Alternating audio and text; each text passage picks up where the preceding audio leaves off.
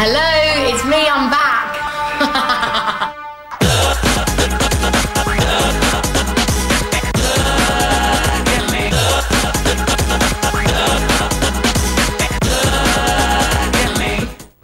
Un an après avoir quitté avec fracas les Spice Girls, Jerry Halliwell, celle que l'on connaissait sous le nom de Ginger Spice, est de retour. Elle est de retour avec un album solo, une image plus sobre, mais sa personnalité est toujours très dynamique, vous allez pouvoir le constater.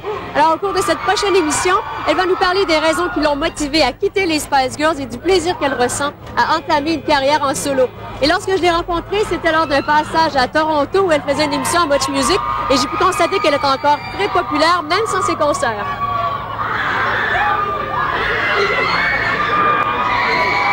Bonjour. Hello Jerry. Bonjour. Ben, Bonjour. Enchantée. Enchantée. Tu parles français un peu? Seulement petit peu. Où est la gare? Où est la gare? Oui. Wow, That's like it. a lost soul in a city. Anyone That's would it. help Where, you. that's a very important thing to be able to say, where it's a station. Yes, You know where you're absolutely. going. So I'm bringing you love and kisses from all your fans in Montreal Oh, and that's in really Quebec. kind of you. Actually, I want to say to all, the fans out there, I am really sorry that I cancelled, well, I dropped out of the tour because I would have loved to do it. And I'm sorry if you didn't get to see me because, I wasn't going to leave till September and the girls knew that. Yeah. But, it was one of those things in life where I felt like I was a bit tested and I wasn't allowed to do this breast cancer interview.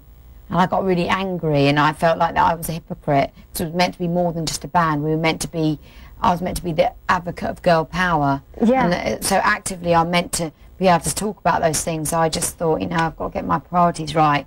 So I took off my platform shoes and got my feet back on the ground.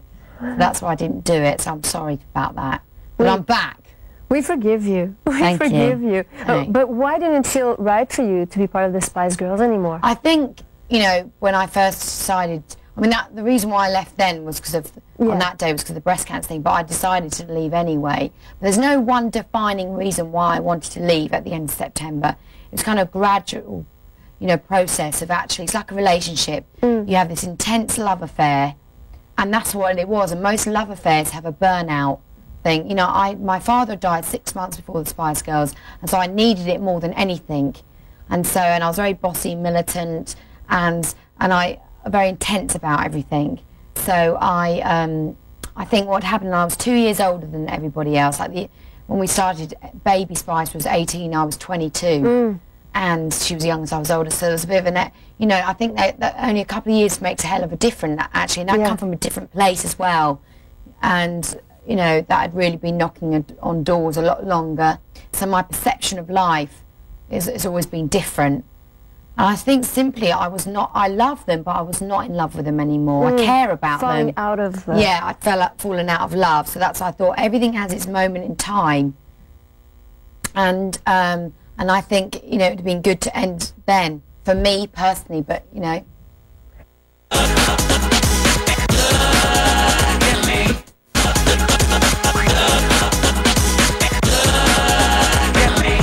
Was your desire to have a solo career, a solo album already present? When I left the band, I didn't know what I was going to do. I pursued all the educating myself in breast cancer and the UN work, but I think it was in the back of my mind. But I think I was really afraid to do it, to admit it even to myself. But I think naturally in life we are drawn to what we're afraid of. We must, conquer our fears. And so I had to make this album. I had no choice. And the thing is... Urgency. Yeah, but I didn't want to ride off the back of my departure and just chuck out a record and make it by it just because I'm a ex-Spice Girl. I wanted to give something really good. And I didn't want to throw away all the years of creativity that I'd learned to express, and I love doing that. So, I'd had a healthy contribution in writing and all the imagery within the band. So I thought, whatever I gave to that band with the spirit, the very Jerry, I'm taking it with me and I'm going to advance on it. I'm taking it from girl power to woman power to real power. Take that, take it into our real lives. Let's be real about who we are. That actually, maybe I'm loud and proud, but actually I'm afraid too, and I'll be honest about it. We all have hopes and fears, whether you're from England, whether you're from America, whether you're from France, or, French, whatever, from the moon, it doesn't matter. But you seem very confident. I think there's always a flip side to everything. My album reflects that half of me, I think we're all multi-dimensional characters. You know, sometimes you feel very, yes, I can do anything. Then the next minute you think, oh dear, I want to hide under the bed. And in actual fact, I was trying to reflect that in my video, Look at Me. Yeah. For example, women, there's all stereotypes of women, are images that are portrayed. Like whether it's you're a virgin, whether you're a vamp, whether you're a sister, whether you're whatever you are, whether you're a bitch. You know, we're all of them and none of them. There's lots of sides to you and to I. And so the song Look at Me is saying, look at me, look at you, look at us. Let's, you know, we're obsessed with image, how we look. We really, really are. And that's fine to a degree. But, you know, we should laugh at it and not take it so seriously. You know, and we all have our hang-ups, whether you're too fat, too thin, you're weird, you're gay, you're black, you're French, you're English, you're this, you know. In actual fact, we're the same. We're all going to die. Yeah. You know, but then the most important thing is to have fun with it. You know, you should have fun and laugh and give joy, I think, and appreciate. You said you wanted to make this album as if, let's say, if you would have to die, you had to push it to the limit. Yeah, exactly. I think you should appreciate every day and never waste a word, never waste a lyric, because I never want to be half-hearted about this. I think, you know, life is very precious, and so you should appreciate it and give your whole to it. That's why I took a while of coming out with a record, because I wanted to give my all. You know, maybe I know I'm not the best singer in the world, but what I have is passion and intensity, and I want you to communicate with people and say, you know what, I laugh and I'm afraid of this and that and whatever. Do you feel the same? And I want to entertain you as well. It's interesting about your singing, because we were used to hear you a bit with the Spice Girls, doing sometimes back vocals and sometimes main parts of songs, but not hearing you that much. Yeah. Were you self-conscious when you were doing the entire songs? When I went back into the studio, I was really nervous, but whether I could pull off a whole song. I've never done that before. I've never had vocal training, but George Michael's friend, he'd written a song that had written Different Corner for George. He'd given me a song to kind of break the back of my nerves, so that kind of did that for me. So I said, yeah, I can do this now. And then I wrote all my own stuff, and then I felt, yeah, I can do this. I just write songs that accommodate my voice. You know, I've got quite a deep voice, quite low, so I just write songs that, you know, that I can... In your range. In my range, exactly. It's quite liberating, but it's scary, I think. It must be. I want people, I'll be a lighter, I want, you know, the viewers to like what I've done. I hope you do. I think they will. I think they look... Yeah, you know, I really liked what I heard so far. Oh, thank you. When you left the Spice Girls, already you were used to make the headlines every day in England, of course. But when you left, it had such an impact. What did you think of the craziness? I was completely blown away by that. I really did not expect that whole, I don't know, the attention thing to get so out of hand. It was kind of surreal and ridiculous. Almost. It's laughable, isn't it? I mean, there's better things to put on the news rather than, you know, a girl leaving a band. But I suppose maybe not much else was going on that day.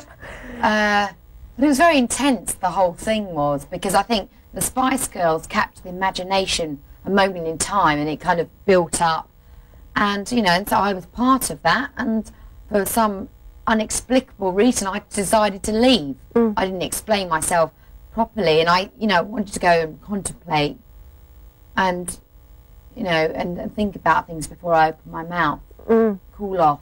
Cool off a bit. Yeah. You went to find comfort at George Michael's place. I mean, and I was living abroad, I had nowhere to stay, and he said, come and stay with me for a few days, and I said a few months.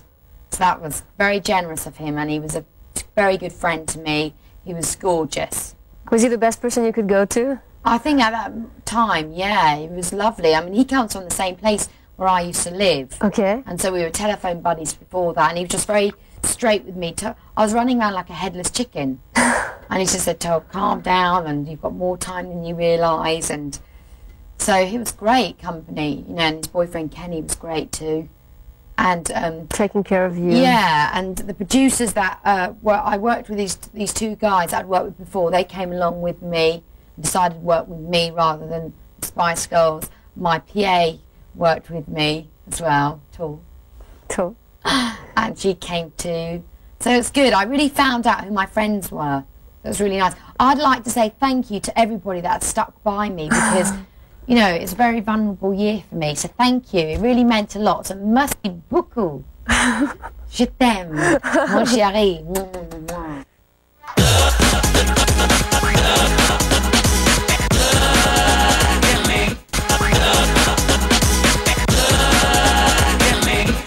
Also singing for Prince Charles. Oh yeah. That must have been quite an experience. I think I am one of these people that gets these mad ideas. I think, oh yeah, that'll be fun to do. And then when the reality of it is, I think, why am I doing this? I had to go to the toilet 11 times. I'm so nervous. Can you imagine that big dress? So, but you know, it's one of those things. You've always been so spontaneous of saying things like that, eh? See, Ginger will never die. She's a part of me. And she's like the naughty person in all of us. You know, things I really want to say that, but she just comes out. I can't control her. It's like, oh, put that back. I'll stop it. You know, that's what she's about. But singing for Prince Charles, to me, it made me think of Marilyn Monroe. You know, I mean, of course there's going to be that comparison. Yeah. You know, it's the only person that's really done that kind of thing. But at the end of the day, I thought the only way I can get through this is just sing it my way. Yeah. You know, I could have gone, happy birthday. You know, but I think that would have been pretty ridiculous. I just sang it the best way I knew how. You know, just sung it like I meant it. Happy birthday, Prince. Yeah. You know, that was it. When I heard Look at Me for the first time, right away it made me think of the Propellerheads and Shirley Bassey so much, especially the beginning. Is it and the way you start singing? Yeah, I mean, I think the way that song came about was I'd always loved a kind of jazzy feel, and then I think subconsciously you are inspired by different things, whether it's, I mean, Madonna, Wham, Shirley Bassey. My mother, when I was a little girl, after Sunday dinner, I used to get up and sing, right? And my mother, she's Spanish, she'd go to me, go on, do Shirley Bassey Arms. I'd be singing Brotherhood of Man songs, I don't know if you remember that. But my leg would be going like this, and I'd be doing all this, you know, doing all that, shaking around. It's quite funny. Was your mother always encouraging you to go in that? Oh, no, she wasn't at all. No? My father took me to an agent when I was a little girl. Okay. And my mother found out. She said, I don't want you to do it. She's like, I don't want you to do it. You're going to turn out like Judy Garland and end up, you know, taking drugs. So I wasn't asked to do anything. She's so the opposite of a pushy mother. She, you know, she wasn't really interested in that much about the Spice Girls. She was more excited when I started doing the UN stuff for her. I mean, she's interested now that I'm doing my own solo stuff, but it's kind of beyond her a little bit. My mum's really dead normal. She used to be a cleaner. She doesn't anymore, but, you know, she just kind of sees me like, you're eating enough, and that's it. Oh. You know, so that's kind of nice. Yeah. Really. You work with children, and two of your ex-bandmates have had kids, and I was wondering if it's something very present in your life, if it's a thought you have to be a mother. You know, I can't generalise, but I think there is something primal and biological in all women that might, okay, not all, you can't generalise, but there's sometimes a little tick, tick, tick, tick, and like, you know, you can be looking for some sperm, you know, for the right baby to make. So I am looking for someone tall, dark and handsome, possibly. Actually, you can have a beer belly, I don't mind. You don't mind beer bellies? No, I don't mind it, actually. I think it's quite cuddly. I quite like that. So half of me likes that, you know, the stereotype thing. But the other half likes someone, as long as their mind is good. The sexiest thing about a person is their mind. Yeah. So after 5 minutes, the looks disappear, and actually you have to look into their eyes and see, as cliche as it sounds, their soul, that personality, and the mind is like a muscle. Yeah. And it can grow and full of vitality. So I think that's the sexiest thing on a woman. It is. Absolutely. So you'd like to be a mum eventually? I think so, yeah. Maybe like the Waltons. Do you remember the Waltons? Yeah. Maybe about 10. 10, 12. Yeah, just drop them out one after the other. So we're running out of time. In your video, you are acting. You're playing different characters. Yes. Will you be a movie star too, an actress too? Do you know, at the moment, I wouldn't do a movie until I felt I found a really good movie to do, a really good script. So at the moment, I'm making my own mini movies. They're kind of my musicals. Yeah. So I'm playing out these my own fantasies. I'm creating my own little set. So that's what I'll do for now. You know, but is it one of your dreams? I think so. I'd like maybe, but you know, I wouldn't do it unless it felt really right. We'll have to wait and see. Yeah. Well, thank you very much. Thank you, it was very nice to meet you. Very nice to meet you too. And to end this, would you introduce your new video? Look at me on Music Plus. Okay, Music Plus and everybody watching, here's my new video. I hope you like it. It's Look at Me. You've got to do that in that. Thank you very much. That's what we do in France, isn't it?